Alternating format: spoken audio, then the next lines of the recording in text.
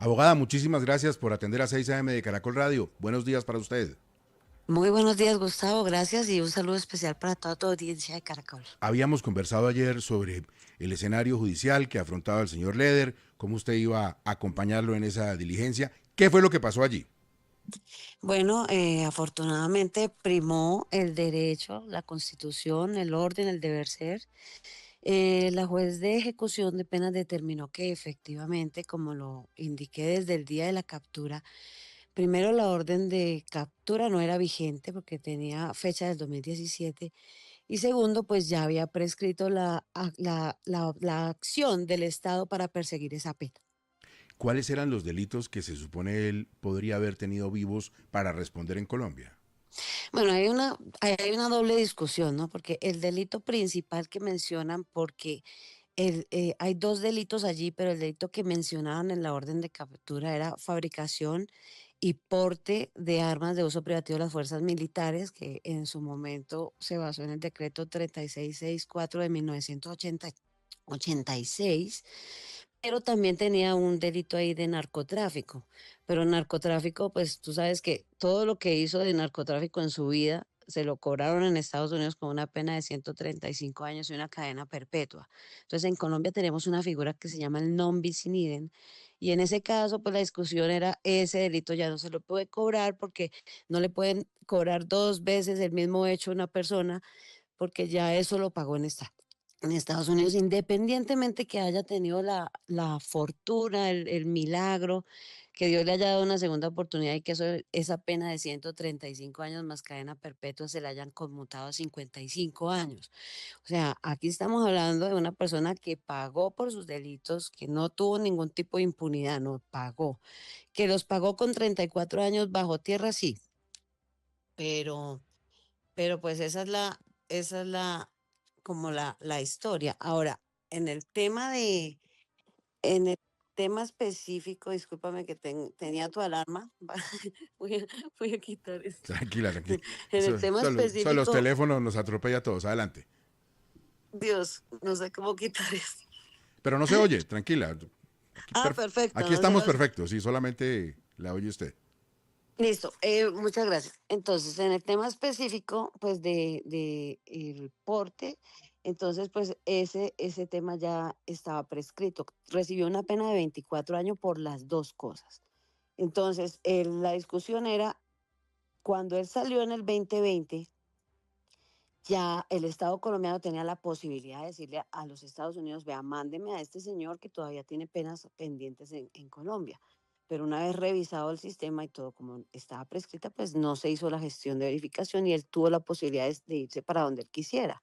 Él salió en libertad y podía irse para Colombia o para Alemania porque tiene doble nacionalidad. Y pues decidió irse para Alemania porque allá todavía tenía vivos algunos de sus familiares y en Colombia no tenía prácticamente nada, no sabía qué iba a pasar después de casi 4 décadas, entonces salió a iniciar una nueva vida como un hombre nuevo después de 34 años de reflexión totalmente solo y pues decidió salir a contar su historia, a escribir un libro, a contar un tema de antes y después de la cárcel en unos documentales y esa ha sido la historia. Entonces no vino ni en plan de retaliación a Colombia, no sabía a qué había venido porque pues no había tenido la oportunidad de hablar con él hasta ayer que salió, pero lo que vino a hacer fue a eso, a seguir contando su historia, como el último de los miembros del cartel de Medellín, contar todo lo que supo frente al tema del cartel y la relación del cartel con la clase política nacional, internacional, sus secretos, digamos, lo que tuvo en su mente 34 años que repasó día y noche, de lo que se arrepintió día y noche, porque pues le tocó bastante, bastante duro y creo que él ha tenido su proceso de resocialización y así como Dios le dio una segunda oportunidad, yo creo que el país entero, después de venir aquí arrepentido, contando pues una historia de vida, y pues también debería darle una segunda oportunidad. Qué bueno que los muchachos de hoy escuchen toda su historia, que fue una locura, fue el hombre más rico yo creo que del mundo, ofreció hasta pagar la deuda externa y después terminar en nada. vendiendo un librito pues para subsistir. Entonces, creo que merece una segunda oportunidad, Gustavo. Estamos hablando con Sondra McCollins, la abogada de Carlos Leder. Abogada, en eso que dice usted de completa soledad, él no tenía una hija. Yo alguna vez leí un artículo, no sé cómo es la relación de ellos, pero él tenía una hija aquí en Colombia. ¿Qué pasó con ellos? Bueno, yo honestamente yo tengo una relación profesional con él porque yo lo he acompañado en todo su proceso. O sea que a eso fue que me buscó y me contrató en su proceso pues de divulgación de derechos de autor y regalías.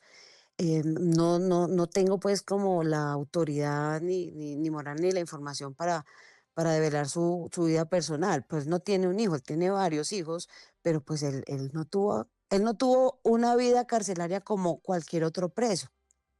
Él tuvo un par de visitas en su vida ya, pero ni de las autoridades colombianas a preguntarle nada, ni de ningún investigador, ni juez, ni fiscal, y tampoco ni de amigos, y la familia no tuvo muchas opciones de estar como en contacto con él. Primero porque cuando él terminó preso, pues sus hijos estaban supremamente pequeños.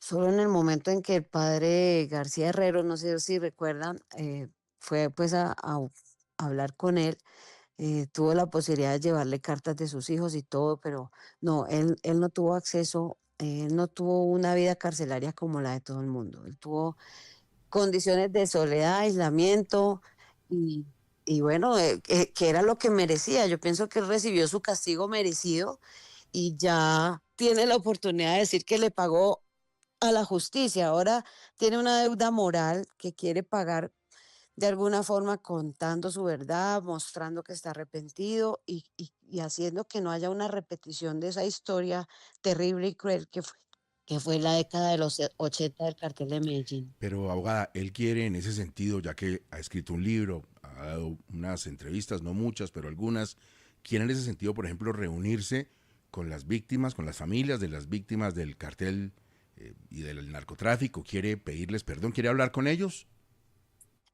Hasta donde yo alcancé a hablar con él ayer, pues esa es como su intención, pero Gustavo, yo he escuchado ya en unas cuatro entrevistas y de hecho me tocó en un par con los hijos del doctor Lara Bonilla, pues que no tienen nada que hablar con él, que el que necesitan es que la justicia responda, pues él siempre ha estado ahí, yo sé, o sea, todo el mundo, el planeta entero sabía dónde estaba Carlos Leer durante estos 40 años y nadie ha ido a buscarlo porque yo creo que las autoridades tienen claro cuál fue su función dentro de la organización. O sea, él sí tiene un pecado terrible, dos pecados terribles. Primero, haber pertenecido a una de las organizaciones más criminales y más violentas del país.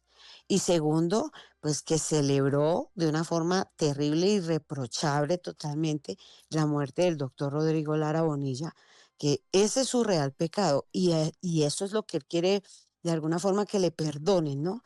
Haber tenido esa, como esa inconsciencia de celebrar todas esas cosas, pero él ni tenía ni voz, ni voto, ni mando en las acciones directas que tomaba Pablo y eso, pues el país sabe perfectamente quién era Pablo. Él era el encargado, era pues de la parte logística, pues hasta tenía una isla para narcotraficar, o sea, él estaba era dedicado a eso y por eso se lo cobraron a 135 años y una cadena perpetua.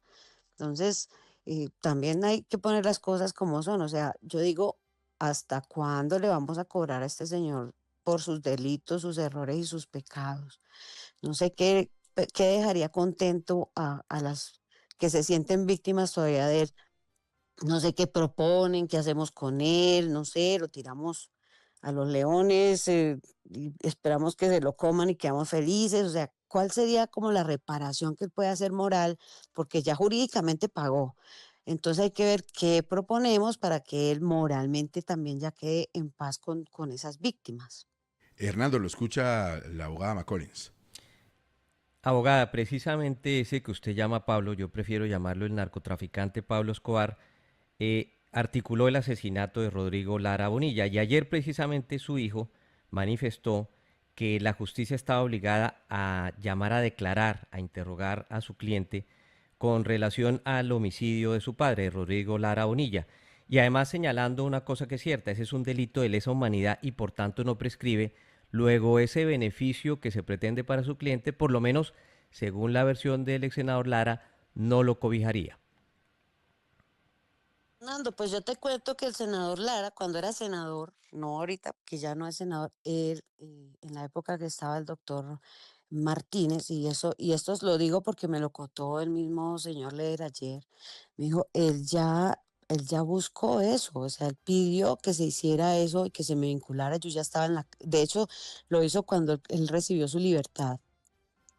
Y no se hizo porque es que no hay una razón para pensar que él tuvo algo que ver o que tiene información. Él conoce lo, digamos, lo que pensaban del doctor Lara, porque se volvió la pesadilla para ellos, porque estaba pues persiguiéndolos, hablando de extradición y todo lo que ellos le temían. Yo creo que a lo único que le tenían miedo era eso, a la extradición. Pero no hay un mérito para pensar que él tuvo algo que ver en la articulación ni material ni intelectual de el horrendo crimen del doctor Rodrigo Lara Bonilla. Entonces la justicia tampoco puede actuar de manera indiscriminada cuando es que, te repito, él estuvo 34 años en una cárcel bajo tierra, ahí estaba, o sea, no se fue para ninguna parte. 34 años que yo escuché al doctor Lara ayer dijo que en el 84 habían matado al juez o al fiscal. Creo que en esa época era juez de instrucción criminal, así que no era fiscal. Y que por eso se sentía libre de venir aquí para pavonearse en el país. No, no es cierto. No es cierto porque lo que pasó en el 84 es muy distinto a lo que está pasando hoy en día. Tanto que fue declarado un delito de lesa humanidad y todavía está abierta la investigación. Entonces, ¿qué le impidió al Estado colombiano ir hasta donde él estaba y tomarle las 500.000 declaraciones si quisieran? Hasta le hubiera servido la visita al señor Leder, pero no lo hicieron porque no había mérito ejecutivo, no había mérito judicial para iniciar esos trámites porque él no tuvo nada que ver y él lo ha manifestado y ellos lo saben, ellos lo saben. Lo que pasa es que yo sé, yo entiendo el rencor, el odio, el deseo de venganza de una cosa tan terrible que ha pasado, pero pues no se lo podemos cobrar al resto de miembros que tenían sus funciones claras y la función de él era producir dinero. Abogada, me escribe Adrián Trejos, nuestro periodista del Eje Cafetero, que si él va a ir a Armenia, que si tiene pensado visitar Armenia o vivir en Armenia. Él no tiene pensado vivir acá, él tiene pensado estar 3 meses porque me contó que vino fue porque la editorial que tiene los derechos de su libro le pidió pues que si podía venir y dar sus declaraciones y estar pendiente pues como la promoción del libro en el tema pues con ocasión a la feria del libro y tengo entendido que tenía viaje directo para Medellín a visitar unos días sus familiares y regresar a Bogotá para el tema pues de los eventos que tiene la editorial para él, rueda de prensa y algunas otras cosas con ocasión pues a este tema de la Feria del Libro.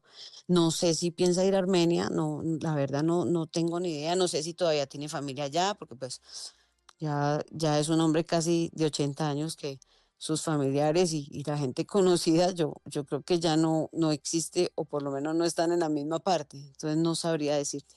Abogada McCollins, no deben ser muchos, pero en Medellín y en otras partes puede que todavía queden personas que él conoció durante su época como narcotraficante. ¿Se va a reunir con esas personas? No creo porque él es un hombre que, pues temeroso de lo que le pueda pasar, él no quiere ningún problema. Él de verdad es un señor que, pues que ya pasó la página, porque además era un hombre de buena familia, buenas costumbres, que pues por decisión propia fue que terminó en esa locura, no fue que la situación social lo llevó allí. Y obviamente él no quiere problemas con nadie, él no está buscando ningún tipo o sea, ni iniciar ninguna acción contra nadie, ni meterse en ningún problema judicial, ni nunca en la vida volver a la cárcel. Así que creo es que quiere darle un abrazo a sus nietos o a sus primos o a algún familiar que tenga. Y quizá lo que me decía él, quería ver el suelo de mi país que tanta falta me hizo, es lo único que él quería.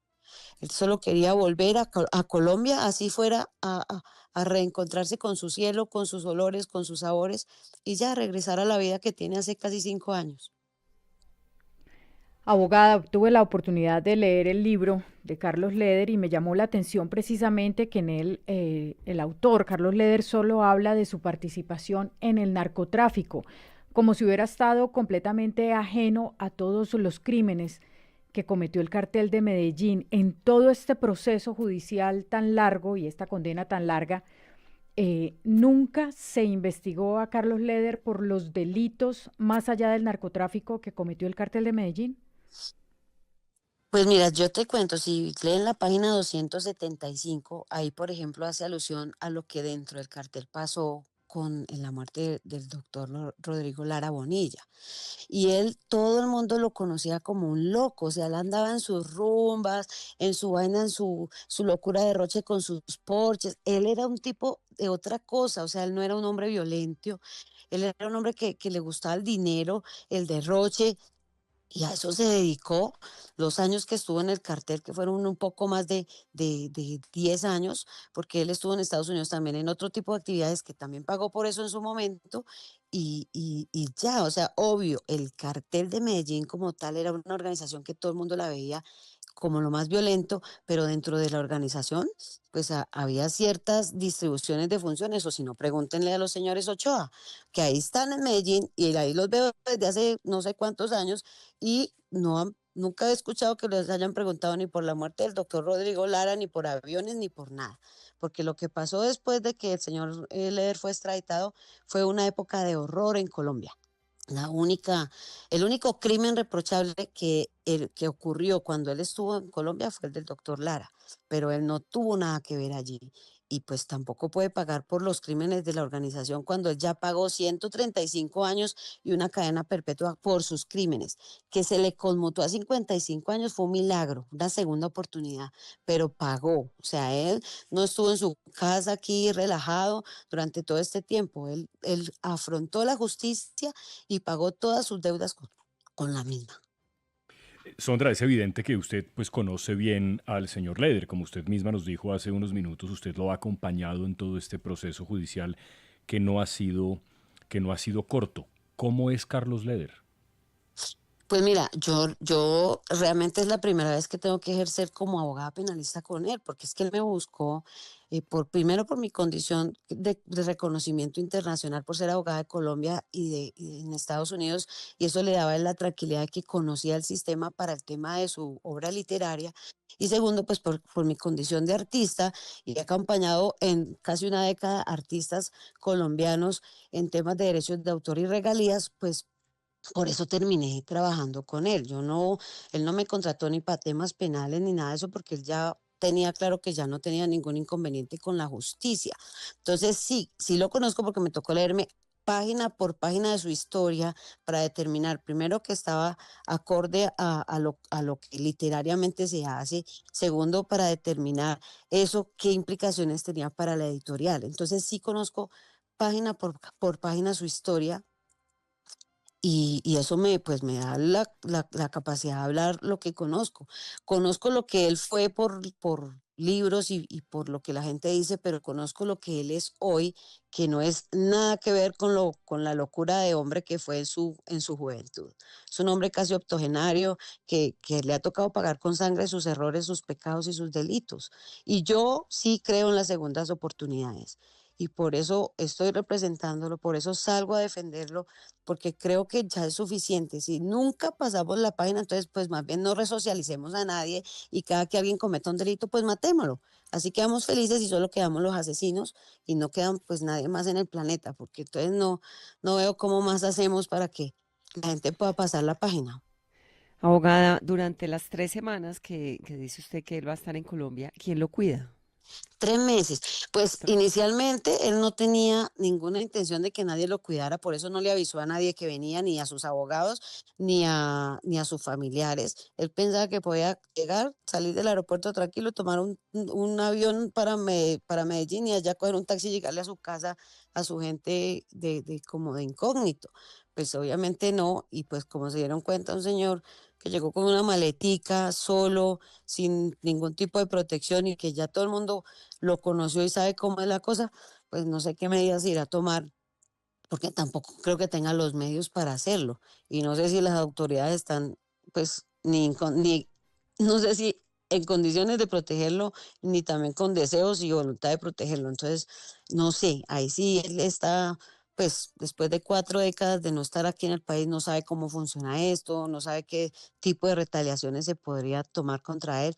Pienso yo que las personas que podrían tomar retaliaciones contra él son los que se creen directamente sus víctimas, que son los doctores Lara, o que no creo que le vayan a hacer absolutamente nada. Entonces, pues tal vez él se siente tranquilo de llegar y ya con su conciencia tranquila salir a la calle y obvio, tiene un pendiente moral con el país, por lo que te digo, perteneció a una organización muy violenta y se burló y celebró una muerte terrible que fue la del doctor Lara. Esa es una deuda moral que tiene con Colombia y que de alguna forma él quiere pagar.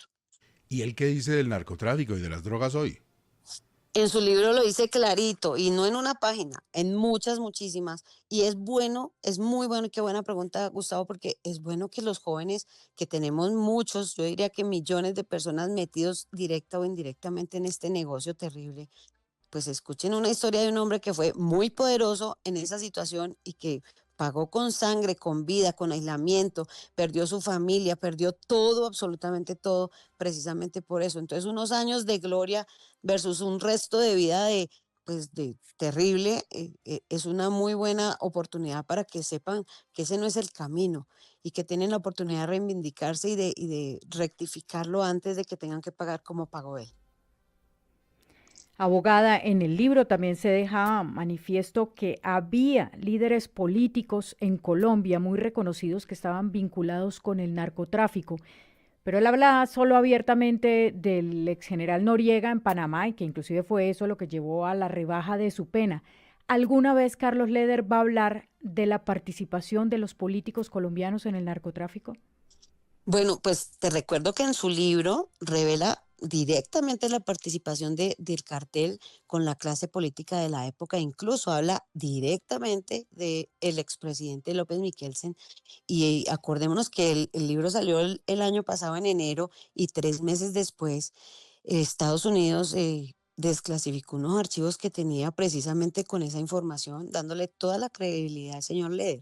O sea que sí, sí ha hablado de eso y bueno, repasémoslo de nuevo para que puedan hablar del tema y cuando tengan la oportunidad de entrevistarlo, pues le pregunten directamente sobre eso.